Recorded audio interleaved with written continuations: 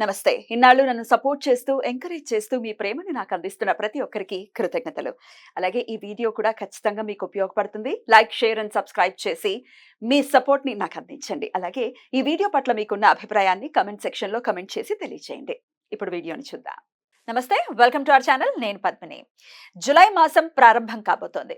మరి ఈ జులై మాసం మాస ఫలితాల్ని మనకు అందించడానికి మనతో పాటు సిద్ధంగా ఉన్నారు ప్రముఖ ఆధ్యాత్మికవేత్త, వాస్తు జ్యోతిష పండితులు నిట్టల ఫణిభాస్కర్ శర్మ గారు. మరి వారి ప్రెడిక్షన్స్ ని ఇప్పుడు చూద్దాం. మాస ఫలితాల్లో భాగంగా సింహరాశి వారికి జులై మాసం ఎలా ఉండబోతోందో ఇప్పుడు చూద్దాం. వీక్షకులందరికీ నమస్కారం. జూలై నెలలో సింహరాశి వారికి ఏ విధమైనటువంటి ఫలితాలు కలగబోతూ ఉన్నాయో మనం ఈ వీడియో ద్వారా తెలుసుకుందాం. ముఖ్యంగా జూలై మాసమందు సింహరాశి వారికి ఏ గ్రహాలు అనుకూలిస్తాయి, ఏ గ్రహాలు ప్రతికూలిస్తాయి అనేటువంటి విషయాన్ని పరిశీలన చేస్తే, ఈ రాశి వారికి 17వ తారీఖు వరకు రవి బలం ఉంది. ఈ రాశ్యాధిపతి అయినటువంటి రవి బలంగా ఉన్నారు.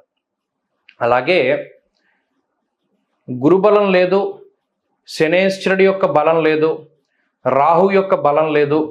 అష్టమ రాహు అంటే బలం లేకపోయినా ప్రతికూలత ఎక్కువగా ఉన్నది. అక్కడ గురుడు కానీ శని కానీ ప్రతికూలంగా ఉన్న రెండు కేంద్రాల్లో ఉన్న వారి ప్రత్యేకమైన ప్రతికూలత ఏమీ లేదు. కానీ రాహు మాత్రం 8వ స్థానంలో ఉండి ఈ రాశిని ఇబ్బంది పెడదామనే ప్రయత్నం చేస్తూ ఉన్నారు.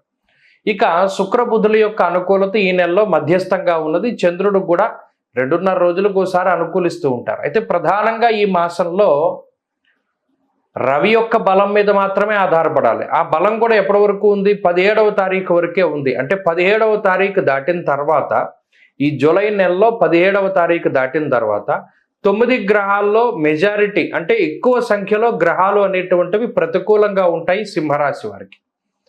కాబట్టి ఈ రాశి వారు ఏ విధమైనటువంటి పనులు చేయాలి అన్నా, లేదా ఏదైనా ముఖ్యమైనటువంటి వ్యక్తులను కలవాలి అన్నా, ముఖ్యమైన పనులు ప్రారంభించాలి అన్నా, ఇవన్నీ కూడా జూలై 17వ తారీఖు లోపులోనే పూర్తి చేసుకోవాలి. ప్రత్యేకించి 12వ స్థానంలోకి రవి రావడం వల్ల జూలై 17వ తారీఖు దాటిన తర్వాత, అనగా అష్టమంలో రాహువు, వ్యయంలో రవి, సప్తమంలో శనేశ్వరుడు, దశమ కేంద్రంలో గురు కుజుల యొక్క ఆ యుతి, మరి ఇన్ని గ్రహాలు మరి సింహరాశి వారి మీద ప్రభావాన్ని చూపించడం ప్రారంభిస్తే ఏమవుతుంది ప్రతికూలంగా అంటే, ఒకటి ఖర్చులు అధికంగా ఉండడం, స్వస్థాన నాశనం చేయవ బంధురోగో ధన వ్యయం అంటూ ఉన్నది శాస్త్రం. అనగా ఈ రాశి వారు ఏం చేయాలంటే జూలై నెలంతా కూడా చాలా అప్రమత్తంగా ఉండాలి, ఆరోగ్యాన్ని కాపాడుకుంటూ ఉండాలి. అనవసరమైనటువంటి డబ్బు అంటే అనవసరంగా డబ్బు ఖర్చు పెట్టకుండా చాలా జాగ్రత్తగా ఉండాలి. అంటే ఎంతవరకు మీకు అవసరం, ఒక వస్తువును కొనాలి, లేదా ఒక వాహనాన్ని కొనాలి, లేదా ఒక ఇంటిని కొనాలి, లేదా ఒక స్థలాన్ని కొనాలి, ఇలా ఏదైనా ఒకటి కొనేటప్పుడు, లేదా దేని మీదైనా సరే ధనాన్ని ఇన్వెస్ట్మెంట్ కింద అంటే ఏదైనా ఒకటి కొనుగోలు చేసి మీ ధనం అంతా కూడా పెట్టుబడి కింద దేని మీదైనా పెడదాం అనుకున్నప్పుడు, అది మీకు పూర్తి స్థాయిలో అవగాహన ఉంటేనే దాని మీదకి వెళ్ళాలి. అంతేగాని అదృష్టాన్ని నమ్ముకుని, ప్రత్యేకించి జోదము, స్పెక్యులేషన్ ఇటువంటి వాటి జోలికి పోతే అది మీకు చాలా ప్రతికూలమైనటువంటి ఫలితాన్ని ఇస్తుంది. బెట్టింగుల జోలికి, జోదాలు, స్పెక్యులేషన్ ఇటువంటి వాటి జోలికి పోకూడదు సింహరాశి వారు ఈ జూలై నెలలో. ఏదైనా పూర్తి స్థాయిలో మిమ్మల్ని మీరు నమ్మి మీ తెలివితేటల మీద ఆధారపడి, పక్కవాడి మీద ఆధారపడకుండా, లేదు ఇది మనమే చేయగలుగుతాం, లేదా నా బుర్ర పనిచేస్తుంది అని అనుకుని మీరు ముందుకు వెళ్ళగలిగితే మంచిది, పెట్టుబడి పెట్టచ్చు.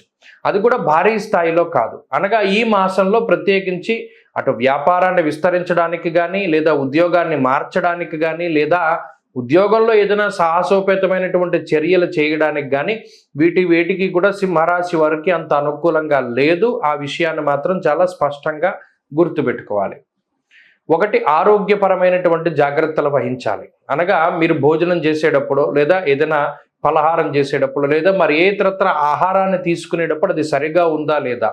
అష్టమంలో రాహు ఉన్నప్పుడు అది క్రిమి భోజనాన్ని, మిశ్రమమైనటువంటి భోజనాన్ని, అంటే సగం పాడై సగం బాగున్నటువంటివి, లేదా దాంట్లో ఏదో పడ్డం వల్ల పాడైపోవడం, లేదా విషతుల్యం అవ్వడం, అంటే ఫుడ్ పాయిజన్ అవుతూ ఉండడం, ఇటువంటి వాటి మీద ఆ రాహు ప్రభావం ఉంటుంది. కాబట్టి మీరు ఫోన్ చూసుకోకుండా, లేదా టీవీ చూడకుండా, లేదా వర్క్ చేసుకోకుండా చక్కగా భోజనం చేసేటప్పుడు దాని మీద దృష్టి పెట్టాలి.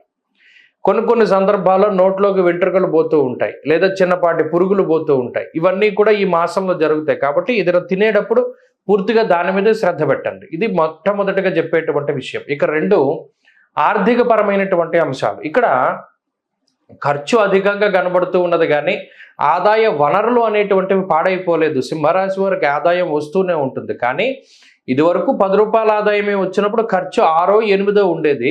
ఇప్పుడు 12, 13 అవుతోంది. ఇక్కడ ఆదాయం పెరగలేదు కానీ ఖర్చు పెరిగింది ఈ జూలై నెలలో. దానివల్ల కొంత ఏదైనా ఇబ్బంది పడవలసినటువంటి పరిస్థితులు వస్తాయి. అందువల్లనే ఏదైనా ఒక వస్తువు కొనుక్కునేటప్పుడు, ఇన్వెస్ట్మెంట్ చేసేటప్పుడు జాగ్రత్తగా ఉండమని చెప్పింది.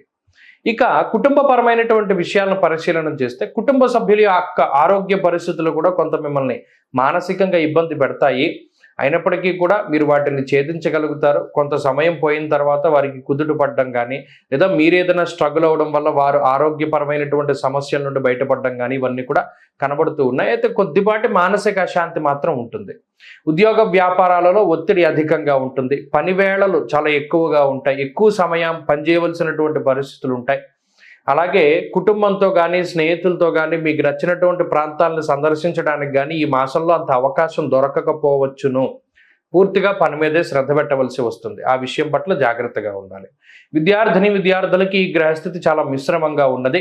ఏకాగ్రత చాలా తక్కువగా ఉంటుంది. మరీ ముఖ్యంగా ఏదైనా ముఖ్యమైన పరీక్ష రాయడానికి వెళ్ళినప్పుడే హాల్ టికెట్ మర్చిపోవడం, లేదా పెన్ మర్చిపోవడం, ఇటువంటి ప్రతిబంధకాలు ఎక్కువగా వస్తూ ఉంటాయి. లేదా ఏదైనా చదువుకునే సమయంలో అనారోగ్యం రావడం, చదువుకోకపోవడం, ఇలా ఏదో ఒక రకమైనటువంటి ఇబ్బంది వస్తుంది. కాబట్టి వాటి నుండి బయటపడడానికి ప్రయత్నం చేయండి. ఇక స్త్రీలకు ప్రత్యేకించి ఈ గ్రహస్థితి కనుక పరిశీలన చేస్తే ఆరోగ్యం పట్ల వారు శ్రద్ధగా ఉండాలి. అలాగే ఉద్యోగ వ్యాపారాలు చేసేటువంటి స్త్రీలకి ఈ మాసం అంత అనుకూలమైనటువంటి మాసం కాదు. అయితే సంతాన పురోగతి ఉంటుంది. కుటుంబ పరంగా మాత్రం స్త్రీలకి పరిస్థితులు అవి బాగానే ఉన్నాయి. సింహరాశి వారు జూలై నెలలో మరింత అనుకూలమైనటువంటి ఫలితాలను సాధించడానికి ఎక్కువగా సూర్య ఉపాసన చేయాలి.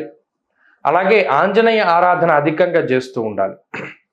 ఆంజనేయ స్వామి అష్టోత్తర శతనామావళి స్తోత్రం కానీ, లేదా మంగళవారం నాడు అలాగే శనివారం నాడు ప్రత్యేకించి శివాలయానికి వెళ్ళి నంది దగ్గర దీపం పెట్టడం కానీ ఇటువంటివి చేస్తూ ఉంటే మంచి ఫలితాలు సంప్రాప్తమవుతాయి. ఈ మాసం మొత్తము కూడా హనుమాన్ చాలీసా పారాయణ చెయ్యండి. మన్యు సూక్తాన్ని వింటూ ఉండండి. తత్ఫలితంగా మంచి ఫలితాలు సంప్రాప్తం. ఆంజనేయ స్వామి అష్టోత్తర శతనామావళి స్తోత్రం కానీ, లేదా మంగళవారం నాడు అలాగే శనివారం నాడు ప్రత్యేకించి శివాలయానికి వెళ్ళి నంది దగ్గర దీపం పెట్టడం కానీ ఇటువంటివి చేస్తూ ఉంటే మంచి ఫలితాలు సంప్రాప్తమవుతాయి. ఈ మాసం మొత్తము కూడా హనుమాన్ చాలీసా పారాయణ చెయ్యండి. మన్యు సూక్తాన్ని వింటూ ఉండండి. స్వస్తి. ద్వాదశ రాశుల వాళ్ళకి కూడా జూలై మాస ఫలితాలు ఎలా ఉన్నాయో తెలుసుకున్నాం కదా. మరి వారు అందించినటువంటి ప్రొడిక్షన్స్ డెఫినెట్ గా ఒక ఇండికేషన్. వాటిని దృష్టిలో పెట్టుకుని అలాగే చెప్పినటువంటి పరిహారాలని కూడా పాటించుకుంటూ ప్రతి ఒక్కరికి కూడా ఈ మాసం పీస్ఫుల్ గా వెళ్ళాలని మనస్ఫూర్తిగా కోరుకుంటూ నమస్తే.